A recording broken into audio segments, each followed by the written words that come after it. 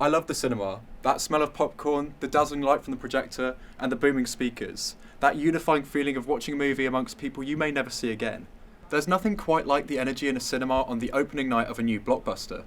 It used to be the only way to watch movies, and then along came Betamax, VHS, and DVDs.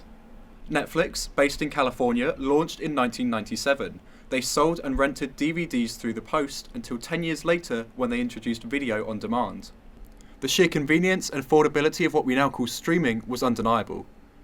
A survey carried out with over 50 responses revealed that less than half of people had been to the cinema in the last 6 months.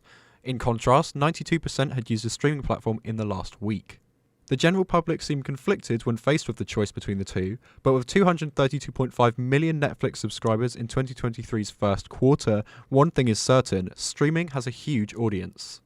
I prefer streaming because you can watch a lot more different things at once, and you have more choice and it costs less. And I prefer streaming because it's easier to watch at home and you can watch it anywhere, anytime, whereas cinema is more of like you have to go out, it's more out of your way. Preferably cinema, probably just because it's a more engaging experience and you kind of get a more fuller experience. Especially with some films, like No Way Home, when it was kind of built for cinema. Watching it on the streaming service is quite weird now, because it's a lot of pauses for no reason. Mixture of both, is that a bad answer?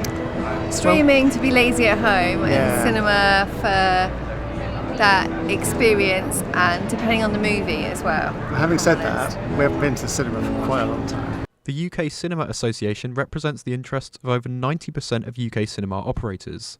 James Connor, a senior policy manager, delved into some stats.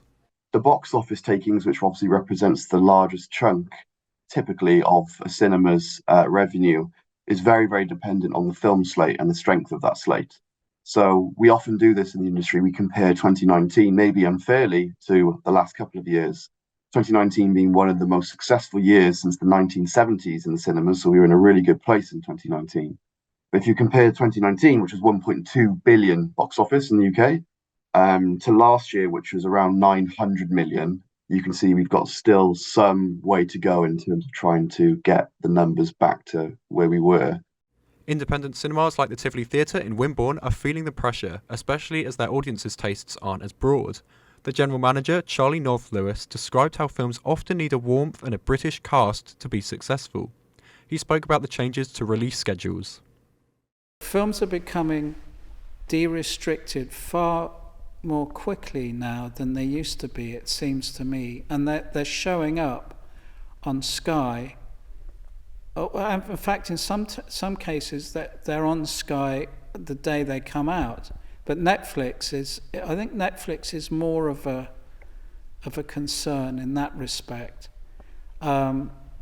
And given the size of people's televisions now, I mean, most people, I would think, have a pretty big television. I can remember when 28-inch screens came out. The other side to this story is what creatives want for their productions. How do the content generators feel about this tug of war? I had a chat with Elodie Flavin, a film student at Arts University Bournemouth.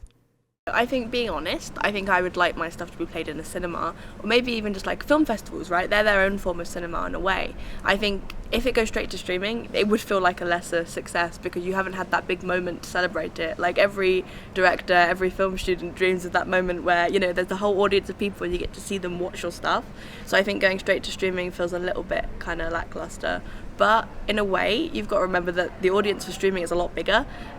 You can't see it. So I suppose it matters. But I suppose what matters most is if you care about visually seeing your audience, or if you're happy just to have it in the background.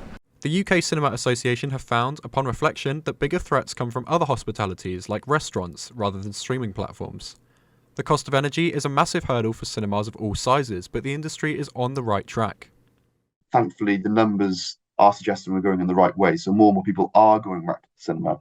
And I think the most recent wave of data that we've been tracking, and we've been doing that since the start of the pandemic to get audience sentiment on kind of what they think about cinema, is that we're about 65-66% of people returning that have confirmed that they've returned since coming back from COVID.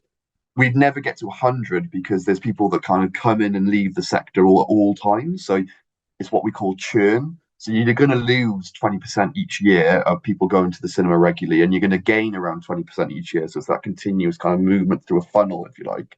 So we're not a million miles away from that 80% now. We're around, maybe 15 or 12% off it. So that's, for us, again, really, really, reassuring, I suppose, really. It seems then that despite headlines of chains narrowly avoiding bankruptcy, cinema is here to stay. For now, it's lights, camera, action in the movie theatre.